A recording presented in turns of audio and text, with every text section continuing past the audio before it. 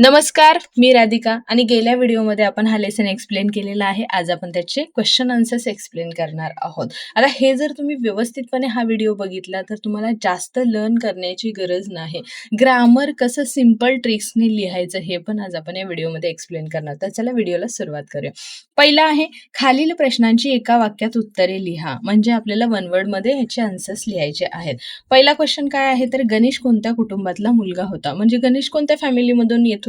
तर उत्तर येणार आहे गणेश अतिशय गरीब कुटुंबातील मुलगा होता. म्हणजे त्याची फॅमिली काय होती तर खूप गरीब होती. सेकंड आहे तो अभ्यास कसा करत असे? मग गणेश अभ्यास कसा करत होता? तर आन्सर आहे तो प्रामाणिकपणे अभ्यास करत असे. म्हणजे खूप इमानदारीने तो अभ्यास करायचा. थर्ड आहे गणेश उच्च शिक्षण घेऊन काय करणार होता? आणि गणेशला हाय एज्युकेशन घेऊन काय करायचं होतं? तर उत्तर आहे गणेश उच्च शिक्षण घेऊन आपल्या आई वडिलांना गरिबीतून मुक्त करणार होता. गणेश हाय एज्युकेशन घेऊन त्याच्या मम्मी पप्पांना ह्या गरिबीमधून बाहेर काढणार होता. म्हणजेच काय तर मुक्त करणार होता. फोर्थ आहे गणेश कोणत्या मुलांच्या संगतीत राहू लागला? म्हणजे गणेशला कोणत्या मुलांसोबत फ्रेंडशिप झाली, कोणाच्या सोबतीत राहू लागला? तर उत्तर आहे गणेश वाईट मुलांच्या संगतीत राहू लागला. म्हणजे गणेशला बॅड हॅबिट्स असणाऱ्या मुलांची संगत किंवा फ्रेंडशिप आवडायला लागली.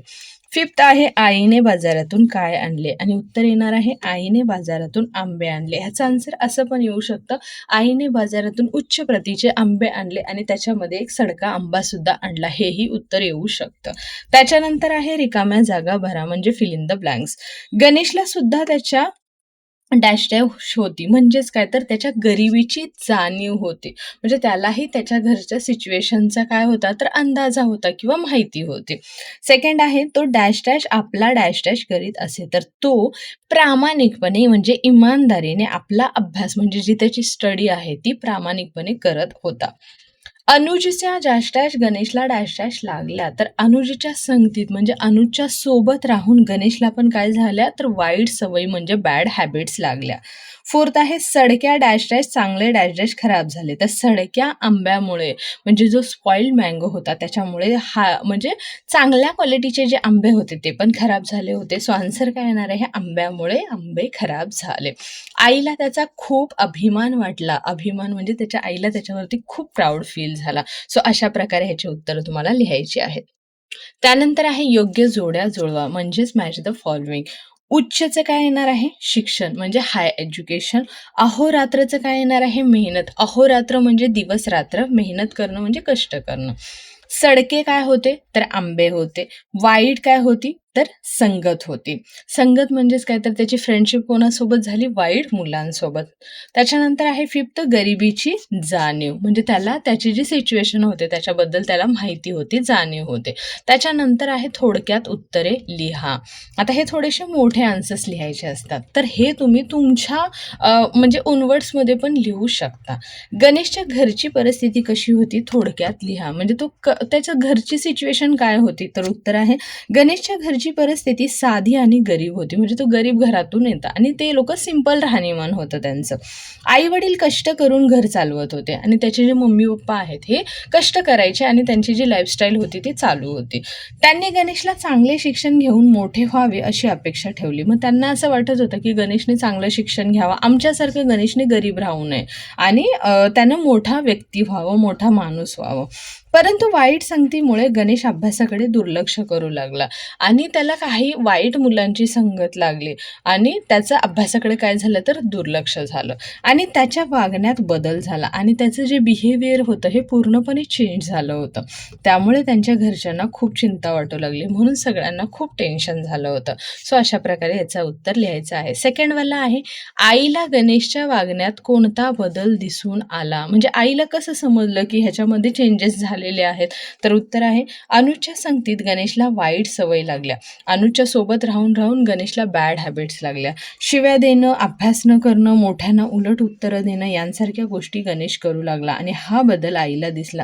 मग तो काय काय करायला लागला तर शिव्या पण द्यायला लागला, अभ्यासाकडे दुर्लक्ष करायला लागला, मोठ्यांना उलट उत्तरं द्यायला लागल्या आणि ह्या सगळ्या गोष्टी अगोदर गणेश करत नव्हता.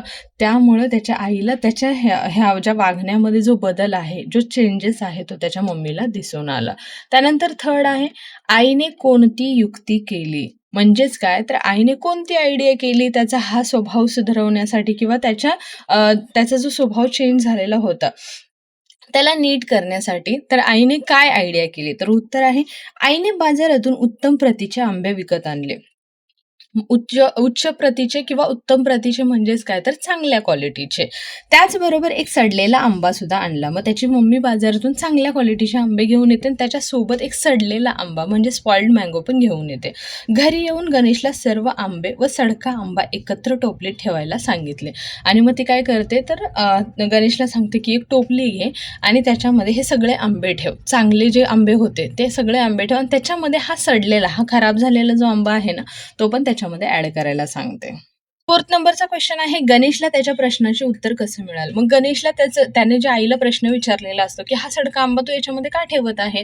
तर त्याचं उत्तर त्याची आई तेव्हा काहीच देत नाही. मग त्याला उत्तर कसं मिळतं? तर उत्तर आहे, 2 दिवसांनी टोपली उघडून बघितल्यावर गणेशला दिसले, की सडक्या आंब्यामुळे चांगले आंबे सुद्धा खराब झाले आहेत. मग गणेशला कळतं, की त्याने जे टोकरीमध्ये भरलेले जे आंबे होते, हे सगळे चांगले होते, पण त्याच्यामध्ये फक्त एकच आंबा खराब होता. सो एक आंबा सगळ्या आंब्यांना खराब करू शकतो. ह्याच्यावरून गणेशला समजलं, की अनुजच्या संगतीत राहून तो पण असाच बिघडतोय. म्हणजे त्यांचा सगळा ग्रुप, ती सगळ्या मुलांना बिघडवण्याचं काम कोण करते, तर अनुज करतोय. अशा प्रकारे गणेशला त्याच्या प्रश्नाचं उत्तर मिळालं. म्हणजे बॅड हॅबिट्स असलेल्या मुलांच्या संगतीत किंवा त्यांच्या फ्रेंडशिपमध्ये राहायचं नाही. सो असं ही ट्रिक त्याची आई करते आणि त्याच्या क्वेश्चनचं आन्सर गणेशला मिळतं. त्याच्यानंतर 5th नंबर आहे, गणेशने आईला कोणते वचन दिले? मग गणेश त्याच्या आईला कोणतं प्रॉमिस देतो? तर उत्तर आहे, गणेशने आईला वचन दिले, की यापुढे तो वाईट मुलांशी संगत करणार नाही आणि नेहमी चांगले वागेन.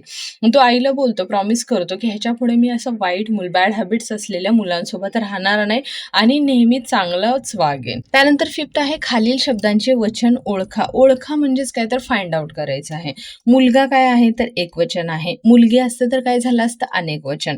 शिव्या काय होणार आहे, अनेक वचन. शिवी असते तर एकवचन झालं असतं. पैसे काय असणार आहे, अनेक वचन. पैसा असतं तर एकवचन झालं असतं. टोपली काय असणार आहे, एकवचन आणि टोपल्या अनेक वचन होणार आहे. त्याच्यानंतर लिंग ओळखायला सांगितलं आहे, म्हणजे जेंडर फाइंड आउट करायला सांगितलं आहे. आंबा काय येणार आहे, पुल्लिंग होणार आहे. म्हणजे का, कारण आपण त्याला काय म्हणतो, तो आंबा. तो आलं म्हणजे पुल्लिंग झाला. ती आलं म्हणजे स्त्रीलिंग झालं आणि जेव्हा ते असणार आहे तेव्हा काय होणार आहे, नपुंसकलिंग. कोणताही वर्ड आला, लिंग ओळखा म्हणजे जेंडर फाइंड आउट करा असं सांगितलं आणि कोणताही वर्ड आला तर त्याच्या पुढं तो, ती किंवा ते लावून बघायचं. जेव्हा ती येणार आहे तेव्हा ती स्त्रीलिंग होणार आहे, तो येणार आहे तेव्हा ते पुल्लिंग होणार आहे आणि ते असणार आहे तेव्हा काय होणार आहे, तर नपुंसकलिंग होणार आहे. म्हणून आंबा, तो आंबा पुल्लिंग होणार आहे. ती चूक स्त्रीलिंग होणार आहे. तो शिक्षक तर काय होणार आहे, पुल्लिंग होणार आहे. संगत, ती संगत हे काय होणार आहे, स्त्रीलिंग. सो अशा प्रकारे तुम्हाला जेंडर फाइंड आउट करायचे आहे. त्यानंतर आहे, खालील वाक्यातील काळ ओळखा. आपल्याला आता हे वाक्य कोणत्या काळातलं आहे हे फाइंड आउट करायचं आहे. पहिला क्वेश्चन आहे, दरवर्षी वर्गात प्रथम क्रमांक मिळवत असे आहे, हे कशामध्ये जाणार आहे, वर्तमान काळ म्हणजे प्रेझेंट टेन्समध्ये. जर इथं सांगितलं असतं, जर वर्षी वर्गात प्रथम क्रमांक मिळवत होता म्हटलं असतं तर हे कशामध्ये गेलं असतं, भूतकाळामध्ये. त्यामुळे हे कशात येणार आहे, आता वर्तमान म्हणजे प्रेझेंट टेन्समध्ये. सेकंड आहे, तो नियमित अभ्यास करू लागला त्यावेळचं आहे. म्हणजे तो नियमित म्हणजे रोज अभ्यास करायला त्याने चालू केलं होतं. सो हे कशात जाणार आहे, भूतकाळामध्ये. आणि ह्याच्यामध्ये जर असं लिहिलं, तो नियमित अभ्यास करत आहे म्हटलं असतं तर हे कशामध्ये आलं असतं, वर्तमान काळमध्ये. मी चांगला बनवून दाखवेल. सो हे कशात जाणार आहे, भविष्यकाळ म्हणजेच फ्युचर टेन्समध्ये. तो बनेल नाही बनेल काही माहिती नाही. सो हे कशामध्ये जाणार आहे, त्याच्या फ्युचर टेन्समध्ये. त्यानंतर काय आहे, तर खालील वाक्यप्रचारांचा अर्थ सांगून वाक्यात उपयोग करा. जाणीव असणं म्हणजे एखाद्या गोष्टीची पूर्णपणे माहिती असणं किंवा माहीत असणं. आता सेंटेन्स काय तयार होणार आहे, गणेशला त्याच्या गरिबीची जाणीव होती, म्हणजे गणेशची जी सिच्युएशन होती त्याच्याबद्दल त्याला माहिती होतं. सेकंड आहे, मुक्त करणं म्हणजे स्वतंत्र करणं किंवा मोकळं करणं. मी पिंजऱ्यातील पक्षाला उडण्यासाठी मुक्त केलं, हे त्याचं सेंटेन्स बनणार आहे.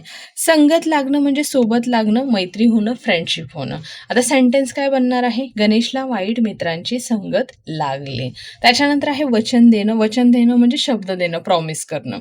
आता सेंटेन्स काय बनेल, गणेशने आईला वचन दिले की मी वाईट मुलाशी संगत करणार नाही. मग गणेश मम्मीला प्रॉमिस करतो की याच्या पुढे मी कधीच वाईट मुलांसोबत फ्रेंडशिप करणार नाही. अभिमान वाटणं म्हणजेच काय तर गौरव वाटणं, प्राऊड फील होणं. राजूने शाळेत प्रथम क्रमांक मिळवला तेव्हा संपूर्ण गावाला त्याचा अभिमान वाटला, म्हणजे सगळ्या गावाला त्याच्यावरती प्राऊड फील झालं. त्यानंतर आहे निसर्ग माझा सोबती या विषयावर 10 ओळी निबंध लिहा. आता तुम्ही तुमच्या पद्धतीने लिहू शकता. मी इथे लिहून दाखवलेला आहे, तोही लिहू शकता. निसर्ग हा आपला खरा मित्र आणि सोबती आहे, म्हणजे निसर्गच आपला खरा मित्र आणि सोबती म्हणजे फ्रेंड आहे. झाडे, फुले, नद्या, डोंगर आणि पक्षी यामुळे निसर्ग सुंदर दिसतो. निसर्ग आपल्याला शुद्ध हवा आणि पाणी, अन्न देतो. आता निसर्गामुळेच आपल्याला शुद्ध हवा भेटते, पाणी भेटतं आणि अन्न म्हणजे जे काही खायला भेटतं हे आपल्याला नेचरमधूनच भेटतं ना. सकाळच्या ताज्या वातावरणामुळे मन प्रसन्न होते आणि सकाळचं जे म्हणजे वातावरण असतं त्याच्यामुळे आपल्याला खूप म्हणजे चांगलं फील होतं. निसर्गामुळे आपले आरोग्य चांगले राहते. म्हणजे जेव्हा आपण आजारी वगैरे असतो तेव्हा डॉक्टर सल्ला देतात की मोकळ्या वातावरणात जा, म्हणजेच काय तर नेचरमध्ये फिरून या, तर तुम्हाला काय वाटेल, चांगलं वाटेल. म्हणजे आरोग्य जे आपलं हेल्थ आहे ही सुधारते. 6th आहे आपण झाडे लावून त्याचे संवर्धन करून निसर्गाची काळजी घेतली पाहिजे. मग आता आपल्याला निसर्गाची काळजी कशी घेतली पाहिजे, तर नवीन झाडं लावली पाहिजे, त्यांचं संरक्षण म्हणजे त्यांना जपलं पाहिजे, मोठी केली पाहिजेत. 7th आहे पाणी आणि वीज यांची बचत करणे ही आवश्यक आहे. आता पाण्याची आणि विजेची, वीज म्हणजेच काय तर लाईट, त्यांना आपल्याला सेव्ह करणं खूप गरजेचं आहे. प्रदूषण कमी करून पर्यावरण स्वच्छ ठेवलं पाहिजे आणि जे पोल्युशन वगैरे जे आपण करतोय ते कमी करून ह्या नेचरचं आपल्याला काय केलं पाहिजे, तर रक्षण केलं पाहिजे, त्याला स्वच्छ ठेवलं पाहिजे. निसर्गाचे सौंदर्य आपल्या जीवनात आनंद निर्माण करते आणि हे जे नेचरचं सौंदर्य आहे हे आपली जी लाईफ आहे ही चांगली करतं, त्याच्यामध्ये हॅपीनेस निर्माण करतं असं. म्हणून आपण सर्वांनी निसर्गावर प्रेम करून त्याचे जतन केले पाहिजे. म्हणून आपण निसर्गावर प्रेम केलं पाहिजे आणि त्याचं जतन म्हणजेच काय तर त्याला सांभाळलं पाहिजे, त्याची काळजी घेतली पाहिजे. सो अशा प्रकारे तुम्हाला हा निबंध लिहायचा आहे. आय होप तुम्हाला हा लेसनचे क्वेश्चन आन्सर समजले असतील. जर तुम्हाला माझे व्हिडिओ आवडत असतील, समजत असतील तर चॅनेलला नक्की लाईक, शेअर आणि सबस्क्राईब करा. भेटूया नेक्स्ट व्हिडिओमध्ये नेक्स्ट लेसनसोबत. तोपर्यंत बाय बाय.